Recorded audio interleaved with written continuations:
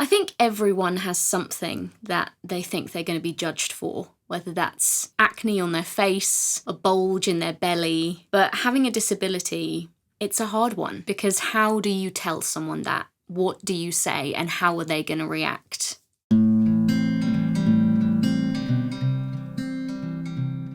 I remember when I first got Nancy, and I was really excited about the idea of having this cute little thing by my side that would always be there to emotionally support me. But at the same time, I was terrified. I genuinely thought that she would change my identity, and one of the biggest things that I was worried about was that she would make me end up alone.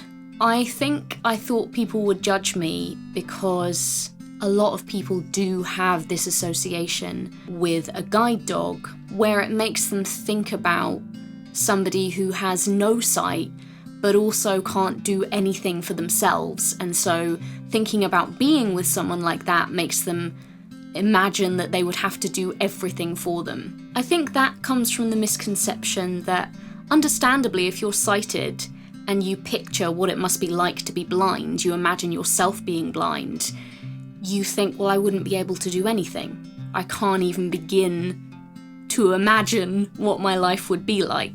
The reality is you learn and you develop and you evolve, but I guess it's hard to understand that if you've never experienced it for yourself. I can't believe when I look at Nancy now that I was scared of having this gorgeous little thing. I wasn't scared of her, I was scared of what it would do to me. I was scared of never having a love life because people thought they couldn't be with someone like me. It can be frustrating because when you're disabled, people often tell you these wonderful things. They say you're inspirational and you're amazing and look at everything you've done. And yet when it comes down to it, if you talk about dating, people don't want to have a partner who has a disability quite a lot of the time. People will often tell you that you just have to believe in yourself and be who you are, and if they don't like it, that's up to them, their loss. And that's all well and good until you start getting rejected. I've had so many experiences where I will be talking to somebody and we'll be building up a really nice rapport. We could be chatting for a few weeks or even a month, and then I'll tell them that I can't see, and the conversation will just end there. There is no confusion. It is, you've told me this and I don't want anything else to do with you.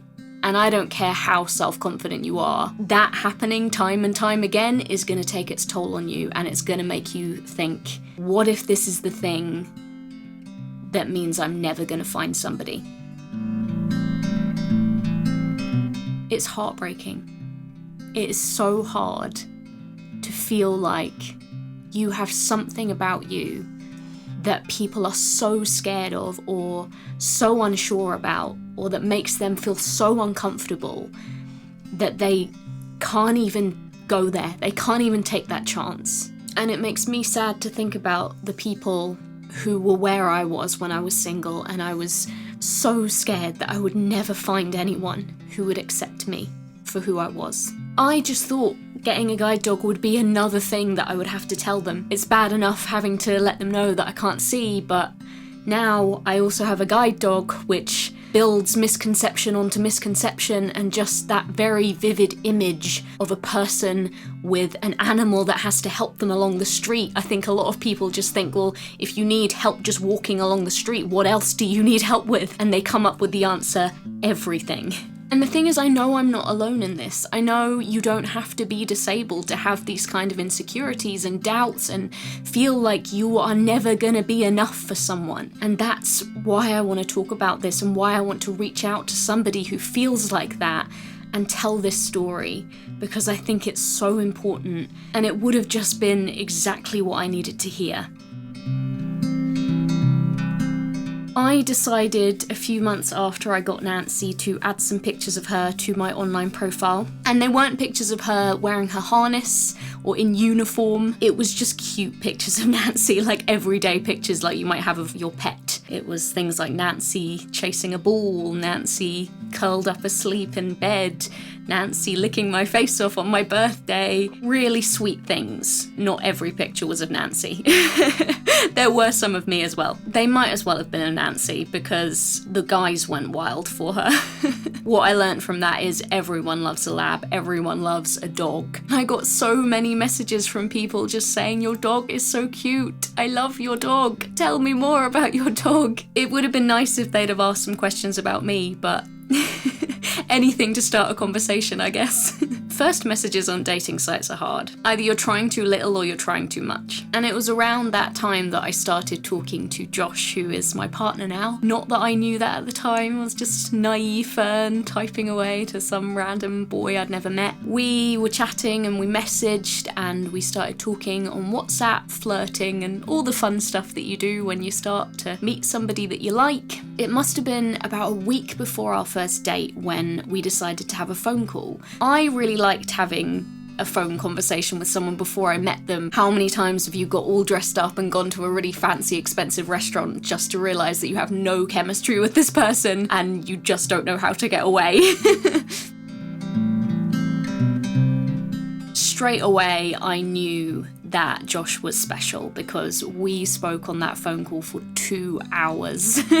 We just seemed to have so much to talk about. And we were so different, which was funny. Everything he said that he liked, I was like, never seen that movie, never heard of that game, I'm not that into Lego, Josh. But it gave us good conversation, I guess. It's interesting when you're different because you have different points of view on things, and maybe it's true what they say, opposites attract. And you've guessed it, one of the things that came up was this little one here. He brought it up really casually. I remember him just saying, oh, I saw the pictures of your dog on your page. It's so cute. When did you get her? And it was in that moment, and I'm sure you've had times like this too, where you're at a mental crossroads and everything is telling you to say anything but the truth because the truth is too uncomfortable and the truth might lead to feelings that you don't want to experience. I did not want to be rejected again. But at the same time, I knew that if I said anything other than the truth, at some point I was going to have to come clean and I was going to have to say, by the way, everything I've told you about Nancy up until this point was all dishonesty, because I was too scared of how you might react. And that thought of tangling myself into a web of lies and having to try and backpedal out of it made me do what I did. I just decided to take a deep breath, throw caution to the wind, and do it. So I said, oh, I haven't had Nancy since she was a puppy. I got her when she was about 18 months old because she's a guide dog. And then I waited with bated breath. I don't know if I just expected him to hang up. Just, oh, I've got a guide dog, boo! At this point, I wouldn't have been wholly surprised because I'd had all manner of reactions in the past. But he didn't hang up. He spoke to me. He asked me some questions. I was able to start talking about Nancy and how she helps me in her training, and it didn't turn into like a disability Q&A. It just turned into this lovely conversation where it was like anything else that we'd been talking about. It just naturally flowed and it felt organic and it didn't feel like this huge scary big deal. It just felt like another element of my life, which is exactly what this is. We ended up speaking for another good hour after that, and I came off the phone with a big smile on my face, but I also had a lot of anxiety. We all know how easy it is for somebody to smile to your face and then just never speak to you again, or even for yourself telling someone, oh yeah, I'll do that, but in the back of your mind at that moment you're thinking, yeah, I'm not gonna do that. I think I was waiting for that. I was waiting for the excuse. I was waiting for him to either just never contact me again or to tell me, oh, I actually can't make next Saturday night now, I'm washing my hair. He didn't do that. He met me, he met Nancy on the same night, and he just absolutely fell in love with her. I think he may have fallen in love with her more than me. But whatever works for you. Buy one, get one free deal. I mean, I can't blame him for falling in love with you. You're so lovely. You're just so lovable.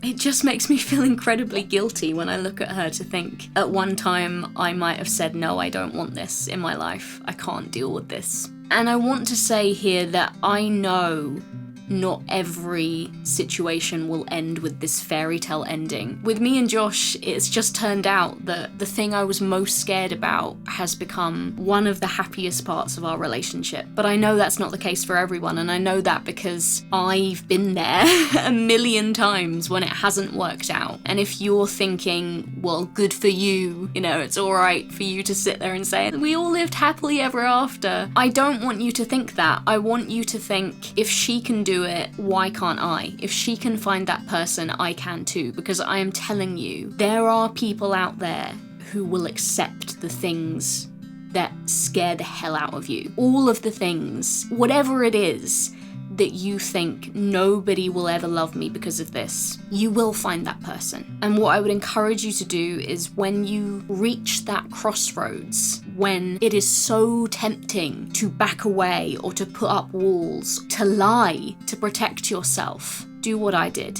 Take a deep breath and just be vulnerable with someone. And you might get hurt, it might not work out, but lick your wounds, take your time to recover, do what you gotta do, look after yourself, and then get back out there and do the whole thing again. Breathe into that fear. Don't let it hold you back. Talk to that person. Give them the opportunity to understand you and to learn about you. So often we forget that other people are just like us and they have the same feelings that we do. They are self-conscious about stuff too. And if you're on the other end of it, I just want to say, be open-minded, because if you're not open-minded, you don't know what you might be missing out on. And you might be missing out on somebody incredible. I think we all need to get better at taking risks and just seeing where it takes us.